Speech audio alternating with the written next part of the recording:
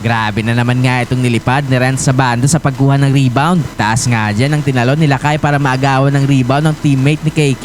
Grabe nga pisikalan ng dalawang Pinoy import sa game na ito. Uminit sa opensa si Kevin Cambao, binutatapa si Renz sa bando sa perimeter. Epic comeback ng Goyang sa dulo, game winning shot. Pero bago nga yan, eto solid na basketball molten. Dating 1,437 pesos. Ngayon nga ay mabibili mo na lang ng 475 pesos sa Shopee. Limited offer lang nga ito. Kaya ano pang hinihintay mo? Click mo na nga yung link sa comment section sa ibaba. So eto na nga ang muling paghaharap ng dalawang elite Pinoy imports na sina Kevin Cambao at Renz Sabando sa KBL. Eto din nga ang unang laro ni KQ matapos ang second window ng FIBA World Cup Asian Qualifiers kung saan naglaro nga ito sa Gilas, Pilipinas. Naging maganda nga itong simula ng anyang Red Boosters sa pagsisimula ng opening frame sa kanilang 6-2 start. Naging maalat naman nga itong shooting ni Kevin Cambao sa early minutes kung saan namintis nga niya ang kanyang first 3 attempts sa field. Tumuloy-tuloy nga pagkontrol ng anyang hanggang sa midway mark kung saan pinasok na din nga dyan ang isa pa nating kababayan na si Renz Sabando. Agad ngang nakapag-draw ng foul si Lakay sa kanyang kapwa Pinoy import na si Kevin Cambao. Hindi naman nga dyan sumang-ayon si KQ kung saan sinasabi nga nito sa mga referee na in-exaggerate lang ni Renz ang naging contact nilang dalawa. Matapos nga ang ilang possession ay si Kevin Cambao naman nga nakapag-draw ng foul kay Renz sa kanyang layup attempt. Grabe nga kaagad itong pisikalan ng dalawang Pinoy import sa quarter na ito. Na-convert naman nga ni Kevin Cambao ang kanyang dalawang bonus shots para sa kanyang unang puntos this game. Nagkaroon nga ng run ng Goyang Sono Sky Gunner sa late minutes kung saan umiinit na nga dyan ang kanilang 3-point shooting. Biglang bagal nga dyan ang opensa ng Anyan kaya naman magtatapos nga ang first quarter na tabla ang score sa 19 points. Second quarter ay napawaw nga kaagad itong mga commentator sa taas ng nilipad ni Lakay. Grabe to, taas na naman nga ng nilipad ni Renz para makuha ang rebound. In-out jump nga dyan ni Renz ang teammate ni KQ na inakala niya maganda na ang kanyang pwesto para makuha ang rebound.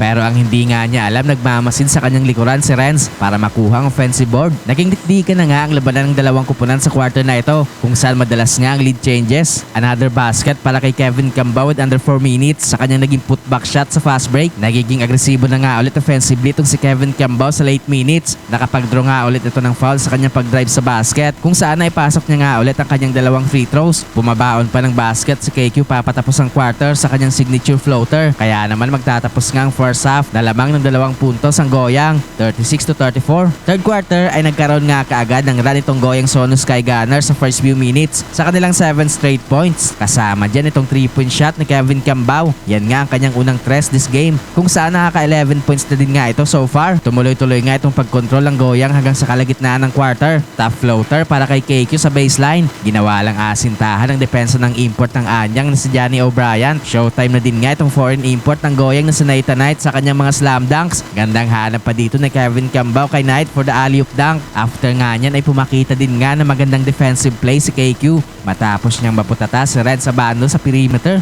Magtatapos nga ang third frame na lamang ng 4 na puntos ang Goyang, 56-52. Fourth quarter ay ang Anyang naman nga nagkaroon ng run sa early minutes. Biglang init nga dito ang kanilang opensa para makapag-generate ng 12 run. Dahil nga dyan ay biglang nagkaroon nga ng 6-point lead ang Anyang. Binubuhay naman nga ni Kevin Cambao itong opensa ng Goyang sa kanyang naging basket sa low block. Pero agad naman nga yung sinagot sa kabila ni Renz Sabando ng isang 3-pointer. Nagkaroon naman nga ng counter run itong Goyang kung saan biglang init nga ang kanilang 3-point shooting. Naibaba nga sa isang possession ng Goyang ang kalamangan ng Anyang. Nagkaroon pa ng clutch steal si Kevin Cambao down the stretch na nagresulta ng basket ni Nathan Knight para maitabla ang score sa 73 points. Hindi na nga nagkaroon pa ng big time basket itong Anyang. Nakuha din nga ng Goyang ang game winning shot. Kaya naman sa huli nga ay panalo sa game na ito ang kupunan ng Kevin Cambao.